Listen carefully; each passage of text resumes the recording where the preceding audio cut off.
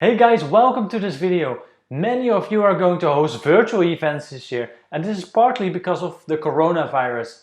With the virus, it's a little bit more challenging to do in-person events because there's a lot of restrictions. So for your virtual events, you need to have a virtual event marketing plan to guarantee the success of your virtual events. So in today's video, we'll focus on 8 tips on how you can perfect your virtual event marketing plan.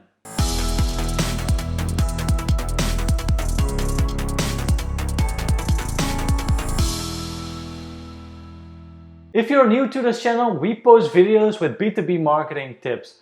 We post those strategies so that you can grow your business and drive more revenue for your company. So if you like content like that, consider subscribing to this channel and liking this video. Actually, 49% of you said that you're going to host at least 20 virtual events this year. With this many events, it's very important to have a very solid virtual event marketing strategy, because oftentimes marketers just move to the next event without ever looking back. So imagine you have 20 events and you're only focusing on the next event and on the next event and on the next event. Actually, one of the most important steps of virtual events is the follow-up phase. So if you don't devote enough time and attention to the follow-up stage, your events are never going to be really successful. They're never going to drive the revenue that you're after. So part of the tips that I'm going to give you today will actually focus on the follow-up phase and how you can keep track of all of your events with the right virtual marketing plan. So let's dive right into it. The first tip that I have for you is to prepare all your content for small virtual events, so not for large ones, for small virtual events before scheduling the event date. It happened too many times to me that I have scheduled any virtual events like virtual roundtables, for example, and then the content wasn't ready. So what happened is that left us only with like 2 weeks to promote a virtual event. And for smaller virtual events, your target audience is generally decision makers or C-level people. So if you only have 2 weeks promotion time, your sales team doesn't have enough time to promote your virtual event. So they can't reach out to people or call them and ask them to join your virtual event. So always have your content ready and then go back to your team, to your sales team, to your partners, to your moderators, and then schedule a date. And this leaves you enough time with the promotion phase. Because if you put all that effort into preparing content and you don't have enough time to promote it, then it's going to happen that you have to postpone your event. You're going to have disappointed salespeople, disappointed other stakeholders, and this is not something that you want. So always prepare your content for smaller virtual events first, then schedule the event date. With larger virtual events, of course, it's a different story because they require a lot of preparation time and it's just not possible to define all the content and then schedule the date. But for smaller virtual events, it is, especially for virtual roundtables, for example. And if you want to learn how to set up your own virtual roundtable, I've made a video about this and I'll leave it down in the description. So what content am I talking about? I'm talking about landing pages, promotional kits, social media banners, email campaigns, sales kits. All this content has to be ready before scheduling your event date. The second tip is to prepare and plan to keep your audience engaged. Not just during the event, but throughout the event journey. This means before the event, during the event, and after the event. If you can provide an incredible experience for your audience, they will remember your virtual events. And everyone is doing virtual events now, so you need to stand out from the crowd. Actually, 49% of B2B marketers say that event engagement is one of the most important things to make a virtual event successful. And truth to be told, it's easier to keep people entertained at in-person events than it is with virtual events. But if you have the right strategy, it's definitely possible. And with virtual events, you have to know that there's a lot of distractions. If I'm attending a virtual event and I'm bored, I'll just write my emails, I'll do something else. So your audience will do the same. So if you don't have a plan to keep them engaged throughout the event, before the event, during the event, and after the event, then you're not going to have a very successful event. So always include audience engagement in your virtual event marketing plans. A great tip that I have for you is for small virtual events such as roundtables is to hire a sketch artist. This sketch artist can make a sketch of the meeting notes. So it's a unique way to provide meeting notes to the audience. The third tip is to select the right hosting platform. So there's a lot of different types of events that you can do, right? But most commonly for small virtual events, you'll find with your video conferencing platforms such as Zoom, Microsoft Teams, Google Meet, and what have you. Those type of platforms are usually completely fine to host your virtual events on. The good news is that your company probably already has a license for this, and that's no extra effort for you to come up with a hosting platform for your virtual events. But let's say you're hosting a large virtual event, then of course you also need to have a virtual event hosting platform, and then you can look at options such as Intrado, On24, Bizabu, Hopin, Cultura, and Intellum. Most people actually go for Intrado. So Intrado is a very popular platform for a large virtual event, but it really depends on your needs, right? So before selecting the right platform, consider what do you want? Do you want to have sponsors for your virtual events? Do they need to have a virtual event booth? How are you going to keep your audience engaged? Does this platform have options to keep your audience engaged? Is there waiting rooms, for example? These are all things that you need to consider. So really write down your requirements of your virtual event, then go look at the platforms.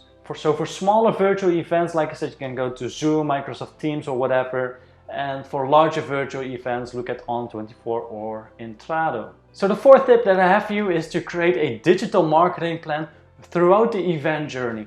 So with digital marketing, you're going to achieve a few things. One, you're going to increase awareness for your virtual events. But also, if you attend an external virtual event, you're going to create awareness that you're going to be there.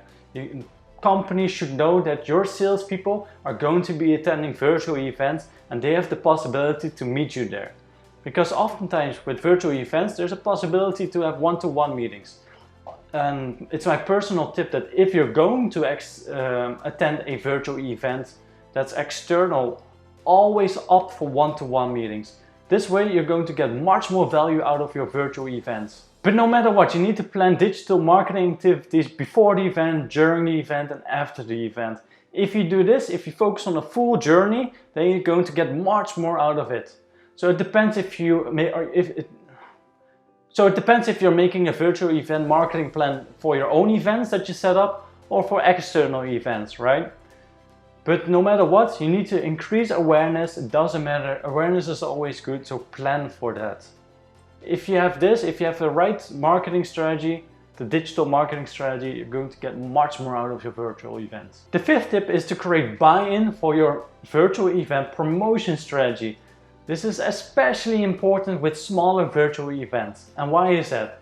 I've mentioned it before in this video. Smaller virtual events typically focus on decision maker persona. Your marketing activities that you're going to do on these type of personas are not really going to drive a lot of registrations.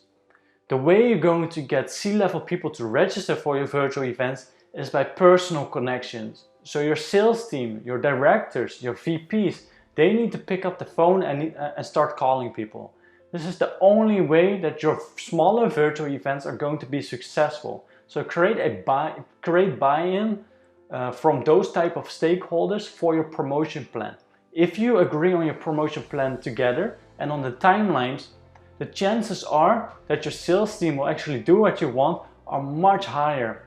And without that cooperation, your event is doomed to fail. So always create buy-in. The sixth tip is to create an event dashboard before the event. An event dashboard is critical, especially if you're going to do multiple virtual events per year. So many of you will actually do 20 plus virtual events this year. And if you don't have the right dashboard, if you don't have the right reporting capabilities, how are you ever going to keep track of the performance of your virtual events? How are you going to know which opportunities have been generated, which leads, MQLs, from what industry, how many leads you generated for certain account owners? This is all very important stuff, but without the right dashboard, this is impossible to track. And you want to create the dashboard before the event, and this is why, or here's why. Your sales team need to follow up exactly the minute after the event. So when your virtual event is done, your sales team need to go into your CRM.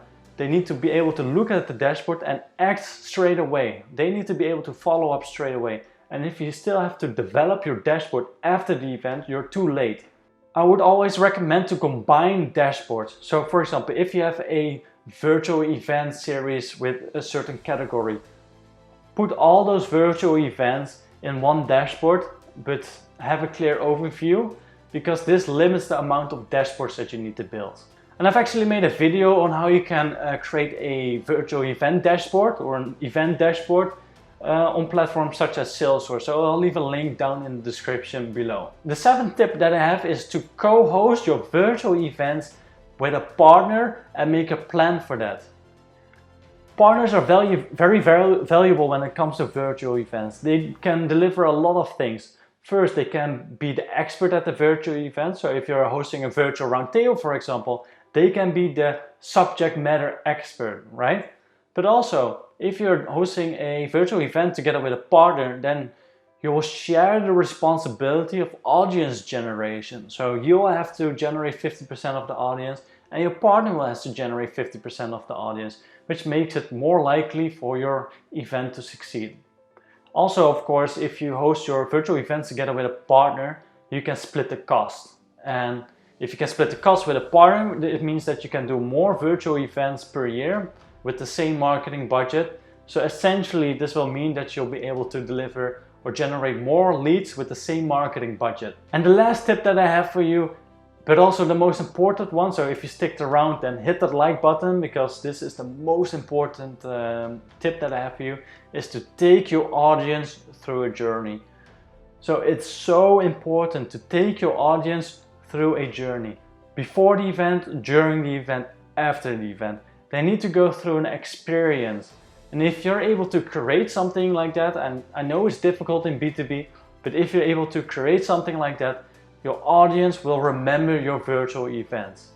You will stand out from the crowd, you'll be better than your competition, and you're going to have higher converting events. So a great example of this is the festival in Belgium called Tomorrowland, right? They are experts at taking the audience through a journey. Before the event, they charter planes, they decorate the planes with Tomorrowland decoration. They take people from other countries literally to Belgium, and that's all before the event. So they are taking the audience through an experience, and it starts well before the event in the airplane, right? At the airplane, you already get the theme of the festival, right? You get excited for it. And then at the festival, of course, you have the great vibe of the festival.